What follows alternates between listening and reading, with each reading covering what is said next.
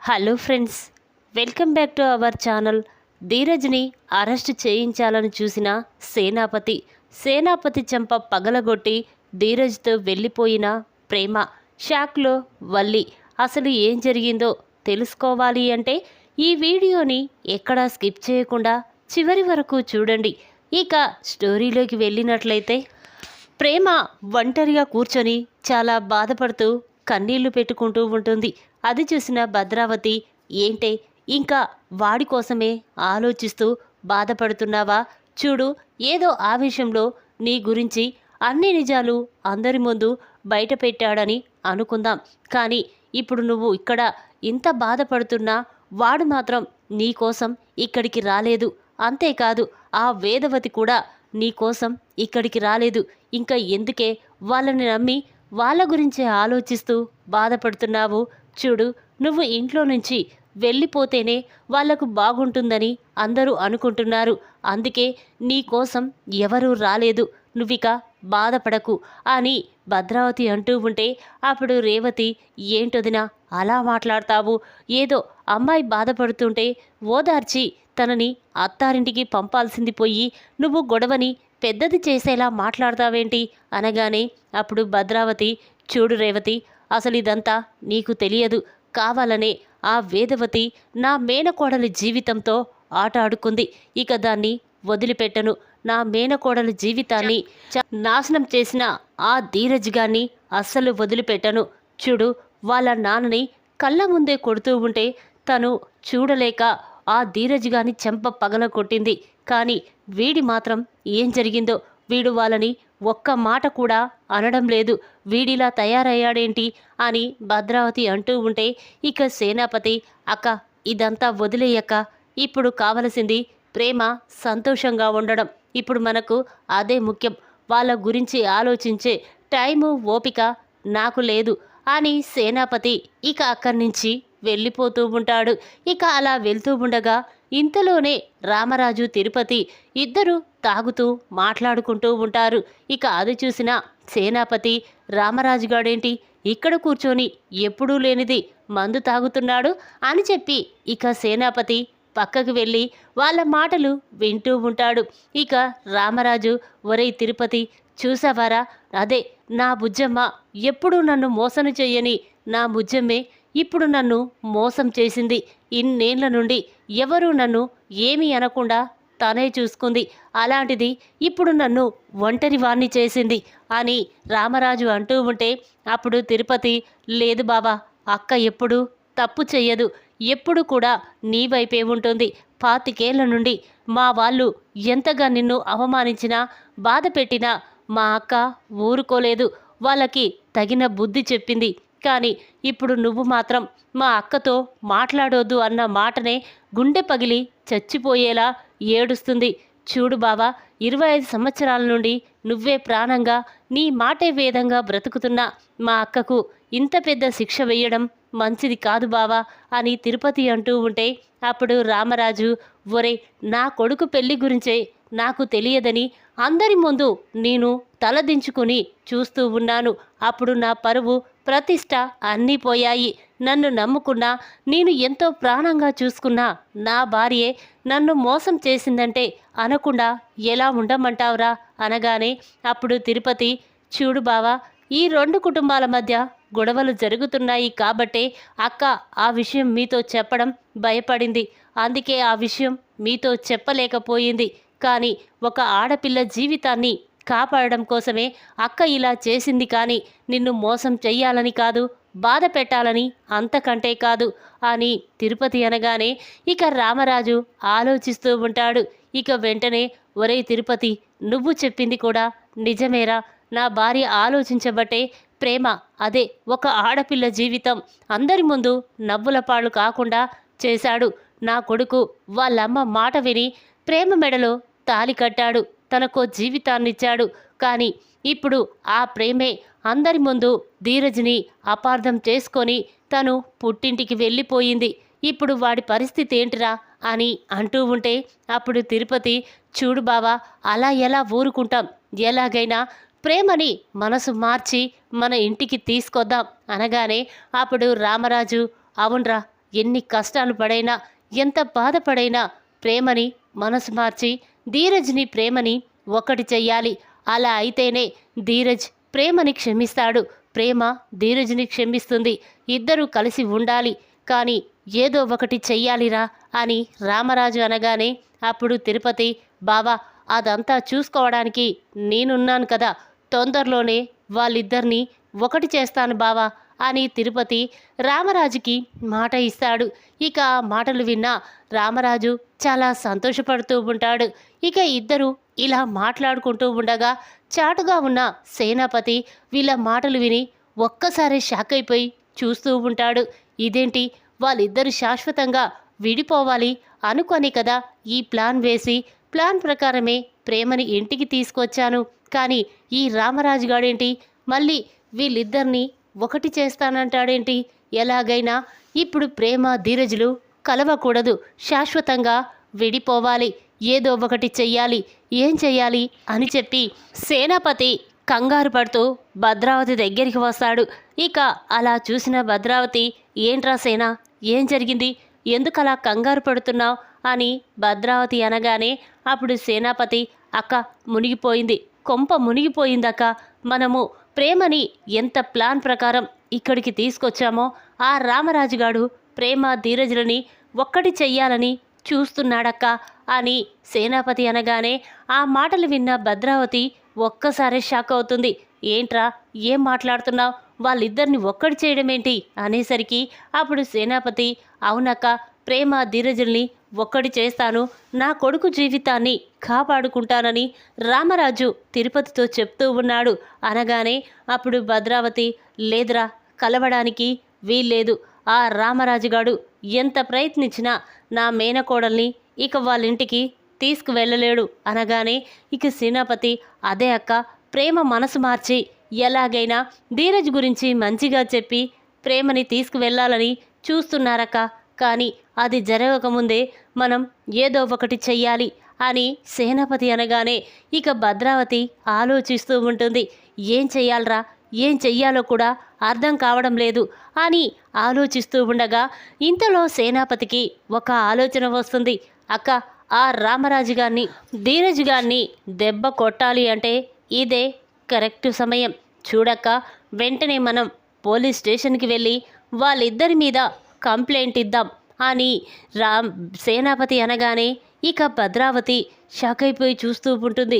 ఒరే, వాళ్ళని అరెస్ట్ చేయించడం ఏంట్రా, వాళ్ళిప్పుడు ఏం తప్పు చేశారని అనగానే అప్పుడు సేనాపతి, అక్క, తప్పు చెయ్యాలా, నా కూతుర్ని బాధ పెట్టాడు, నా కూతుర్ని బలవంతంగా పెళ్లి చేసుకున్నాడు, అందుకే వీళ్ళిద్దరినీ అరెస్ట్ చేయమని నేను పోలీస్ స్టేషన్లో రామరాజు ధీరజ్ మీద కంప్లైంట్ ఇస్తాను అని సేనాపతి అనగానే అప్పుడు భద్రావతి, సరేరా, నీ ఇష్టం అని చెప్పేసరికి ఇక సేనాపతి పోలీస్ స్టేషన్కి వెళ్తాడు.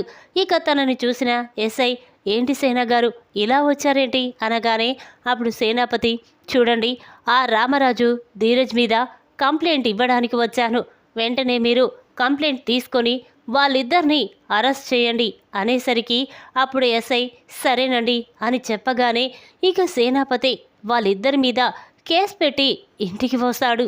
ఇక ఎస్ఐ మాత్రం, సరే సార్, వెంటనే వాళ్ళిద్దరినీ అరెస్ట్ చేసి తీసుకొస్తాం అని చెప్పి ఇక ఎస్ఐ వెంటనే రామరాజు ఇంటికి వెళ్తాడు. ఇంటి ముందు నిలబడి రామరాజు గారు అని పిలుస్తూ ఉంటాడు. ఆ మాటలు విన్న వేదవతి, రామరాజు అందరూ కూడా బయటికి వస్తారు. ఇక ఎస్ఐని చూసిన రామరాజు, ఏంటి ఎస్ఐ గారు ఇలా వచ్చారేంటి అనగానే అప్పుడు ఎస్ఐ, చూడండి, నిన్ను మీ కొడుకుని ఇద్దరిని అరెస్ట్ చేసి తీసుకువెళ్ళడానికి వచ్చాం అని చెప్పగానే ఇక రామరాజు ధీరజ్ షాక్ అయిపోయి చూస్తూ ఉంటారు. ఇక వెంటనే వేదవతి, ఏంటెస్ఐ, ఏం మాట్లాడుతున్నారు, ఇప్పుడు వాళ్ళు ఏం తప్పు చేశారని వాళ్ళని అరెస్ట్ చేస్తున్నారు అనగానే అప్పుడు ఎస్ఐ, చూడండి, మీ అబ్బాయి ప్రేమ మెడలో బలవంతంగా తాళి కట్టాడంట, తనని మోసం చేశాడంట, అందుకే సేనాపతి గారు తన కూతురు జీవితం నాశనం చేశారని ధీరజ్ మీద కంప్లైంట్ ఇచ్చాడు. ఇక సేనాపతి మీద తను తిరగబడడంతో రామరాజు మీద కూడా కంప్లైంట్ ఇచ్చారు, అందుకే వీళ్ళిద్దరినీ అరెస్ట్ చేసి తీసుకువెళ్తున్నాం అని చెప్పి ఇక ఎస్ఐ రామరాజ్ ధీరజ్ని అరెస్ట్ చేసి అక్కడి నుంచి తీసుకువెళ్తారు. ఇక అది చూసిన వేదవతి నర్మద చాలా బాధపడుతూ ఉంటారు. ఏంటి ఇలా జరిగిందేంటి అని అనుకుంటూ ఉండగా ఇక అది చూసిన శారదాంబ మాత్రం వెంటనే ప్రేమ దగ్గరికి వెళ్ళి, ఏంటే ప్రేమ, నువ్వు ఏం చెయ్యాలనుకుంటున్నావు? నీ భర్త ధీరజ్ని, మీ మామయ్యని పోలీసులు అరెస్ట్ చేసి తీసుకువెళ్ళారు. ఇప్పుడు నీకు సంతోషంగా ఉందా? నిన్ను ఈ జీవితం కాపాడడం కోసమే వాడు వాళ్ళమ్మ మాట విని నీ మెడలో బలవంతంగా తాళి కట్టాడు. కానీ నిన్ను పెళ్లి చేసుకోవాలని కానీ వానికి ఎలాంటి కోరిక లేదు. అలాంటిది నీ జీవితం కాపాడిన ధీరజ్నే నువ్వు పోలీస్ స్టేషన్కి పంపేలా చేస్తావా అని శారదాంబ అనేసరికి అప్పుడు ప్రేమ, ఏంటి నానమ్మ, ఏం మాట్లాడుతున్నావు నువ్వు? నేను ధీరజ్ని, మామయ్యని అరెస్ట్ చేయించడం ఏంటి అనగానే అప్పుడు శారదాంబ, అవునే, మీ నాన్న సేనాపతి ఆ ధీరజ్ బలవంతంగా నీ మెడలో తాళి కట్టి నిన్ను మోసం చేశాడని వాళ్ళిద్దరి మీద కేసు పెట్టాడు. అందుకే ఎస్ఐ వాళ్ళిద్దరిని అరెస్ట్ చేసి తీసుకువెళ్ళారు అని చెప్పగానే ఇక ప్రేమ ఒక్కసారి స్టన్ అయిపోయి చూస్తూ ఉంటుంది. ఇక వెంటనే హాల్లోకి వచ్చి నానా అని గట్టిగా అరుస్తూ ఉంటుంది. ఇక ఆ మాటలు విన్న సేనాపతి, ఏంటమ్మా, ఏం జరిగింది అని అంటూ ఉంటే అప్పుడు ప్రేమ, నానా, నువ్వు ఏం చేస్తున్నావో నీకైనా అర్థమవుతుందా? ఎందుకు మామయ్యని ధీరజ్ని అరెస్ట్ చేయించావు చెప్పు అనగానే అప్పుడు సేనాపతి, అవునమ్మా, చేయించాను. ఆ ధీరజ్ గాడు నీ మెడలో బలవంతంగా తాళి కట్టి నీ జీవితాన్ని నాశనం చేశాడు. ఆ రామరాజు గాడు నా మీద తిరగబడ్డాడు. అందుకే వాళ్ళిద్దరినీ అరెస్ట్ చేసి జైలుకు పంపించాను అని సేనాపతి అనగానే ఆ మాటలు విన్న ప్రేమకి చాలా కోపం వస్తుంది. వెంటనే సేనాపతి చంప పగలగొడుతుంది. నీకు ఏం తెలుసని ధీరజ్ గురించి నువ్వు తప్పుగా మాట్లాడుతున్నావు. చూడు నానా, ధీరజ్ అన్నట్టు నేను కళ్యాణ్ అనే అబ్బాయిని ప్రేమించాను, పెళ్లి చేసుకోవాలనుకున్నాను. మీరు ఇంట్లో చూసే సంబంధాలు ఇష్టం లేకపోవడంతో ఇక డబ్బు నగలతో నేను ఆ కళ్యాణ్ గాడితో పారిపోయాను. వాడు మాత్రం నా దగ్గర ఉన్న డబ్బు నగలనే ప్రేమించాడు. నన్ను అవి తీసుకొని వేరే వాళ్ళకి అమ్మేసి నా జీవితాన్ని నాశనం చెయ్యాలని చూశాడు. అది తెలుసుకున్న అత్తయ్య నా జీవితం ఎక్కడ నాశనం అయిపోతుందోనని ఇక ధీరజ్ చేత బలవంతంగా నా మెడలో తాళి కట్టించి నా జీవితాన్ని కాపాడింది. అటువంటి ధీరజ్ని నువ్వు పోలీసుల చేత అరెస్ట్ చేయిస్తావా? వెంటనే నేను ఆ కేసుని విత్డ్రా చేసుకుంటాను అని చెప్పి ప్రేమ అక్కడి నుంచి వెళ్తూ ఉంటుంది. అది చూసిన భద్రావతి, ప్రేమ, కావాలనే వేదవతి నీ మెడలో ధీరజ్ చేత తాళి కట్టేలా చేసింది. అది డబ్బు ఆస్తి కోసమే అనగానే అప్పుడు ప్రేమ, అత్తయ్య, మీరు తప్పుగా అర్థం చేసుకుంటున్నారు. ఆ పరిస్థితుల్లో ధీరజ్ అత్తయ్య మాట విని నా మెడలో తాళి కట్టాడు అంటే ఒక్కసారి అర్థం చేసుకో.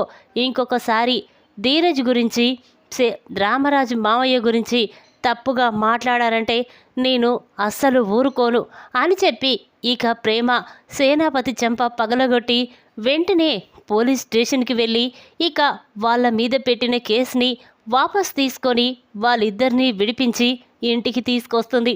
ఇక అది చూసిన అందరూ కూడా చాలా సంతోషపడుతూ ఉంటారు. ఇక సేనాపతి ప్రేమ చెయ్యి పట్టుకొని, పదమ్మ, వెళ్దాం పదమ్మని ఇంటికి అనగానే అప్పుడు ప్రేమ, నాన్న, మర్యాదగా నా చెయ్యి వదలండి అనేసరికి ఇక సేనాపతి, భద్రావతి ఆశ్చర్యంగా చూస్తూ ఉంటారు. అమ్మా, ఏంటమ్మా, ఏం మాట్లాడుతున్నావు? నీ కన్న తండ్రినే వాడు చొక్కా చింపి మరీ అందరి ముందు అవమానించాడు. నిన్ను బలవంతంగా పెళ్లి చేసుకున్నాడు. ఇంట్లో నుంచి వెళ్ళిపోమ్మన్నాడు. నువ్వు వాడిని ప్రేమించావని అందరి ముందు నిజాన్ని బయట పెట్టాడు.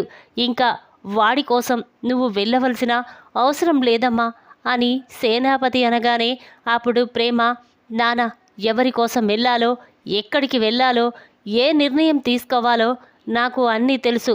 ముందు నా చెయ్యి వదలండి అని చెప్పి ఇక ప్రేమ వెంటనే సేనాపతి చెయ్యి వదిలించుకొని ధీరజ్ దగ్గరికి వస్తుంది. ఇక అది చూసిన భద్రావతి, ప్రేమ, ఏం మాట్లాడుతున్నావే నువ్వు? అన్నీ మర్చిపోయావా అనగానే అప్పుడు ప్రేమ, అవునత్త, అన్నీ మర్చిపోయాను. నాకు కావలసింది ధీరజ్, వాడి ప్రేమ. కానీ ఆవేశంలో వాడు నా గురించి అందరి ముందు నిజాన్ని బయటపెట్టాడు. కానీ వాడు నా దగ్గరికి వచ్చి నాకు క్షమాపణ చెప్పాడు. అది మీకు అర్థం కావడం లేదు. చూడతా, నా ప్రాణం పోయినా కూడా నేను ధీరజ్ని వదిలి రాలేను అని చెప్పి ఇక ప్రేమ ధీరజ్ని హగ్ చేసుకొని బాధపడుతూ ఉంటుంది. ఇక అది చూసిన రామరాజు, వేదవతి అందరూ కూడా చాలా సంతోషపడుతూ ఉంటారు. ఇక వెంటనే ధీరజ్, చూడు భద్రావతి పెద్దమ్మ, నీవు ప్రేమని నన్ను శాశ్వతంగా దూరం చెయ్యాలని ఎవరితో చేతులు కలిపి ఎన్ని ప్లాన్లు వేశావో అన్నీ నాకు తెలుసు. కానీ ఇప్పుడు ఆ నిజాన్ని బయట పెడితే అందరి జీవితాలు నాశనమైపోతాయి. పద ప్రేమ అని చెప్పి ఇక అందరూ లోపలికి వెళ్ళిపోతూ ఉంటారు. ఇక వల్లి మాత్రం చాలా కోపంతో రగిలిపోతూ ఉంటుంది. ఇదేంటి, ఎంతో ప్లాన్ వేసి వీళ్ళిద్దరినీ శాశ్వతంగా విడదీయాలనుకున్నాను, కానీ మళ్ళీ వీళ్ళిద్దరూ ఒక్కటైపోయారు. నా ప్లాన్ మొత్తం నాశనమైపోయింది అని చెప్పి ఇక వల్లి చాలా కోపంతో రగిలిపోతూ ఉంటుంది. ధీరజ్, ప్రేమ కలిసిపోయినందుకు రామరాజు చాలా సంతోషపడుతూ ఉంటాడు. ఇక వేదవతి మాత్రం వాళ్ళు కలిసినందుకు చాలా సంతోషపడుతూ ఉంటుంది. కానీ తన భర్త రామరాజు మాత్రం తనతో మాట్లాడొద్దు అన్న విషయం గురించే వేదవతి ఆలోచిస్తూ ఉంటుంది. ఇదేంటి, వీళ్ళిద్దరూ సంతోషంగా ఉండడం కోసమే నేను వీళ్ళ పెళ్లి చేశాను. ప్రేమ జీవితం నాశనమైపోకూడదనే వీళ్ళిద్దరినీ ఒకటి చేశాను. అలాంటిది వాళ్ళిద్దరు ఒకటైనప్పుడు చాలా సంతోషపడిన ఈయన మాత్రం ఎందుకు నన్ను క్షమించలేకపోతున్నాడు అని అనుకుంటూ ఉండగా ఇంతలోనే రామరాజు వేదవతి దగ్గరికి వచ్చి బుజ్జమ్మ అనగానే ఇక వేదవతి చాలా సంతోషపడుతూ ఉంటుంది. ఇక కోపంతో పక్కకు వెళ్తుంది. ఇక రామరాజు, ఏంటి బుజ్జమ్మ, నేను అన్న మాటలకు బాధపడ్డావా? చూడు, ధీరజ్ ప్రేమల పెళ్లి గురించి నాకు చెప్పలేదన్న ఒకే ఒక్క కారణం చేత నిన్ను నేను అసహించుకున్నాను, బాధ పెట్టాను, కొట్టబోయాను. కానీ నువ్వు నన్ను ఎప్పుడూ మోసం చెయ్యవని అనుకున్నాను. కానీ మళ్ళీ వీళ్ళిద్దరు కలిసిపోయిన తర్వాత నాకు సంతోషంగా ఉంది.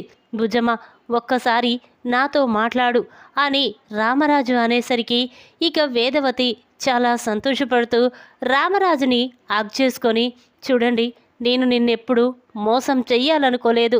25 సంవత్సరాలుగా నా పుట్టింటి ప్రేమకు నేను దూరమైపోయాను. నువ్వే సర్వస్వంగా బ్రతుకుతున్నాను. వాళ్ళు ఎన్ని మాటలు అన్నా నేను భరించాను. అది నీకోసమే. కానీ నువ్వే నన్ను అపార్థం చేసుకుంటే నేను ఎలా తట్టుకోగలనండి? చూడు, ఎప్పటికైనా నేను నిన్ను మోసం చెయ్యను, ఏది నీ దగ్గర దాచిపెట్టను. ఏదో ఈ 2 కుటుంబాల మధ్య గొడవలు జరిగాయన్న ఒకే ఒక్క కారణం చేత నేను ఆ విషయం నీ దగ్గర దాచానే కానీ నిన్ను మోసం చెయ్యాలని కాదు అని వేదవతి బాధపడుతూ ఉంటే అప్పుడు రామరాజు, భుజమ్మ, నన్ను క్షమించు, నిన్ను అర్థం చేసుకోలేకపోయాను అని చెప్పి రామరాజు వేదవతిని క్షమాపణ అడుగుతూ ఉంటాడు. ఇక దాంతో వేదవతి చాలా సంతోషపడుతూ ఉంటుంది. ఈ విధంగా ధీరజ్, ప్రేమ, రామరాజు, వేదవతి కలిసిపోయినందుకు ఇంట్లో వాళ్ళు చాలా సంతోషంగా ఉంటారు. అది చూసిన వల్లి కోపంతో రగిలిపోతూ ఉంటుంది. ఈ విధంగా ధీరజ్ని అరెస్ట్ చేయించిన సేనాపతి చెంప పగలగొట్టి ధీరజ్తో వెళ్ళిపోయిన ప్రేమ, షాక్లో వల్లి. ఈ వీడియో కనుక మీకు నచ్చినట్టయితే లైక్ చేయండి. మరిన్ని వీడియోల కోసం మా ఛానల్ని తప్పకుండా సబ్స్క్రైబ్ చేసుకోండి. Thanks for watching.